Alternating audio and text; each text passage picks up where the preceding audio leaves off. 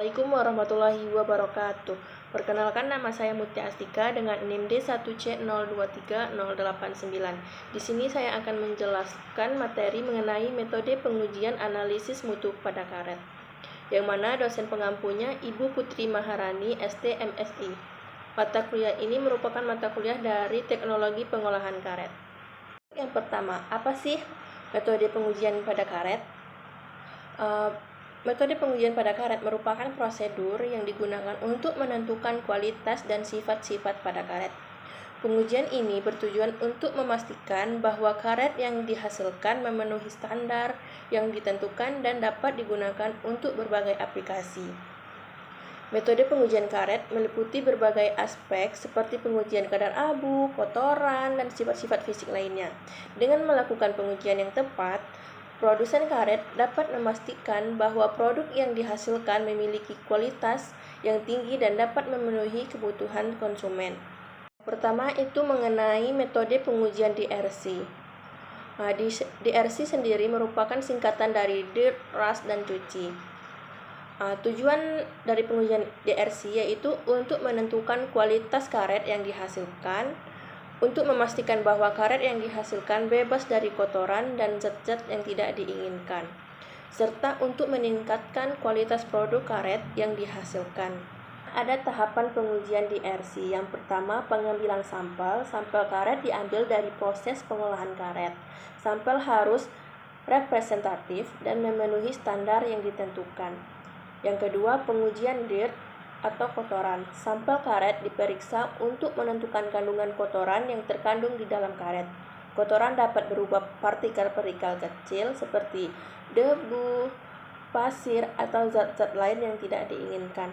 Pengujian dirt dapat dilakukan dengan menggunakan metode gravimetri atau metode lain yang sesuai. Yang ketiga, pengujian rust atau karatan.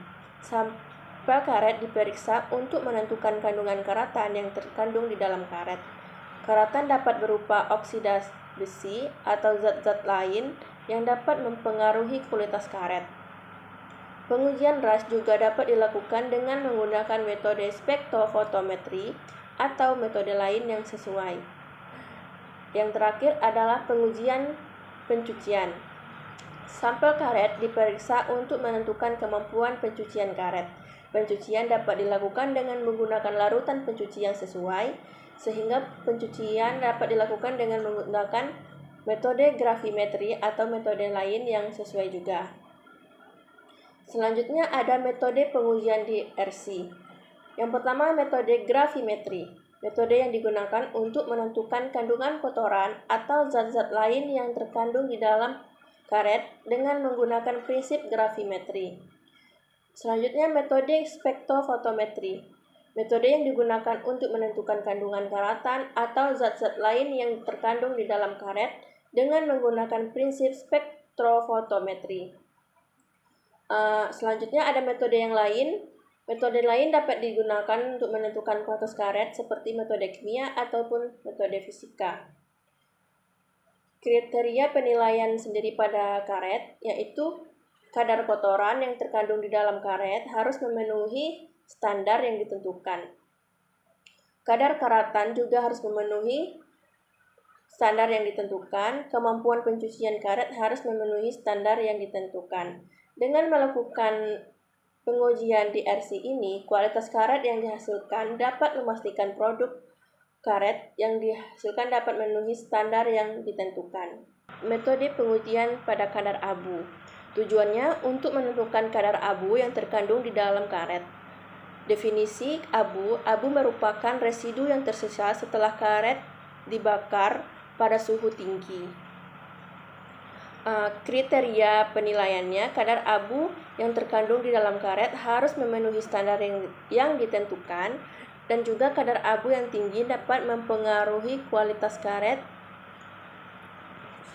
dan produk yang dihasilkan.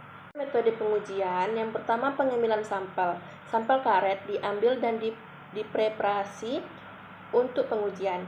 Yang kedua, pengeringan. Sampel karet dikeringkan untuk menghilangkan kelembapannya. Yang ketiga, pembakaran. Sampel karet dibakar pada suhu tinggi sekitar 550 sampai 600 derajat Celcius untuk bisa menghasilkan abu.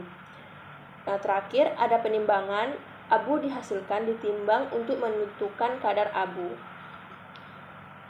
Selanjutnya perhitungan kadar abu.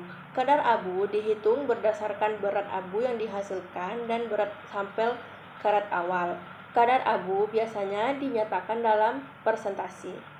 Yang ketiga yaitu pengujian kotoran.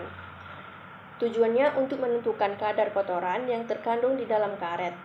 Kotoran merupakan partikel kecil atau zat-zat yang tidak diinginkan yang terkandung di dalam karet, sehingga membuat karet tidak bersih atau bisa disebut dengan karet yang tidak jernih.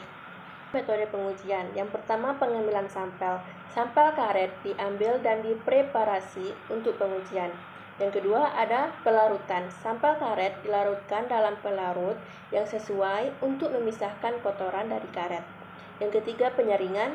Larutan karet disaring untuk memisahkan kotoran dari larutan. Yang keempat, penimbangan. Kotoran yang tersisa pada filter timbangan untuk menentukan kadar kotoran. Perhitungan kadar kotoran. Kadar kotoran dihitung berdasarkan berat kotoran yang dihasilkan dan berat sampel karet awal. Kadar kotoran biasanya dinyatakan dalam persen. Kriteria penilaian. Kadar kotoran yang terkandung di dalam karet harus memenuhi standar yang ditentukan. Kadar kotoran yang tinggi dapat mempengaruhi kualitas karet dan produk yang dihasilkan.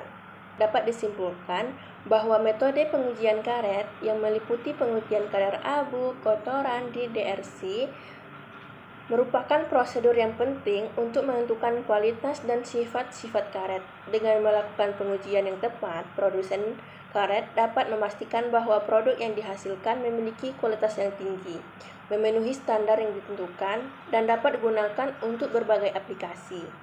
Pengujian karet yang akurat dan teliti dapat membantu meningkatkan kualitas produk, serta mengurangi risiko kerusakan dan meningkatkan kepercayaan pada konsumen. Dan penjelasan paparan mengenai metode pengujian analisis mutu karet yang dapat saya sampaikan. Saya ucap terima kasih. Assalamualaikum warahmatullahi wabarakatuh.